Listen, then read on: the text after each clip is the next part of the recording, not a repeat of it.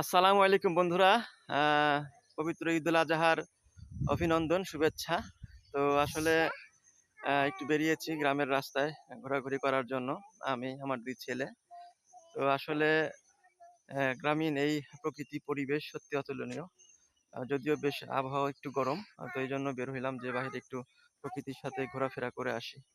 তো আসলে আশা করি সকলেই গ্রামে চলে এসেছেন ঈদ উদযাপন করার জন্য। আর পবিত্র ঈদুল আজহা আমাদের আত্মত্যাগ এবং তাকওয়ারই শিক্ষা দেয়। কারণ কুরবানি একমাত্র আল্লাহর সন্তুষ্টির জন্য আমরা দিয়েছি। তো আ আল্লাহ তাআলা গরুর বা ছাগলের গোশত, রক্ত কোনো কিছুই গ্রহণ করেন না। গ্রহণ করেন আমাদের তাকওয়া। তো এইজন্য আমরা প্রত্যেকেই আল্লাহর সন্তুষ্টি অর্জনের উদ্দেশ্যেই কুরবানি দেব ইনশাআল্লাহ। তো আলহামদুলিল্লাহ গ্রামের এই সুন্দর প্রকৃতি পরিবেশ খুব ভালো লাগছে। পাখির কোলাহল, চারিদিকে সবুজ। তো আ সাফওয়ান, সাইফান, সবাইকে বলো যে সবাইকে ঈদের শুভেচ্ছা। ঈদের শুভেচ্ছা। ঈদ মোবারক। ঈদ মোবারক। লা ইলাহা ইল্লাল্লাহ। হ্যাঁ, আজকে আসলে আমাদের তাকবীর বলারই চেষ্টা করছে সাফওয়ান। তো আসলে আমাদের আজকে আমাদের প্রত্যেক নামাজের পরেই তাকবীর আছে। তাকবীরটা কি বলো তো বাবা? আল্লাহু আকবার, আল্লাহু আকবার, লা ইলাহা ইল্লাল্লাহু, আল্লাহু আকবার, আল্লাহু আকবার, ওয়া লিল্লাহিল হামদ।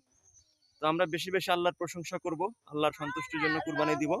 সাইফান, তুমি বলো যে ঈদ মোবারক, বলো ঈদ মোবারক। হ্যাঁ, তুমি বলো ঈদ মোবারক। ঈদ মোবারক।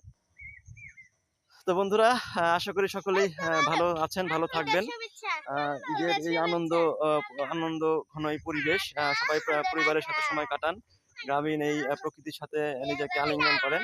ইনশাআল্লাহ অনেক ভালো লাগবে। তো সবার সুস্বাস্থ্য কামনা করছি। পরিবারের সবাইকে ঈদের শুভেচ্ছা। পবিত্র ঈদুল আজহার আন্তরিক শুভেচ্ছা, অভিনন্দন। ঈদ মোবারক। ধন্যবাদ সবাইকে। আরে কি করছিস?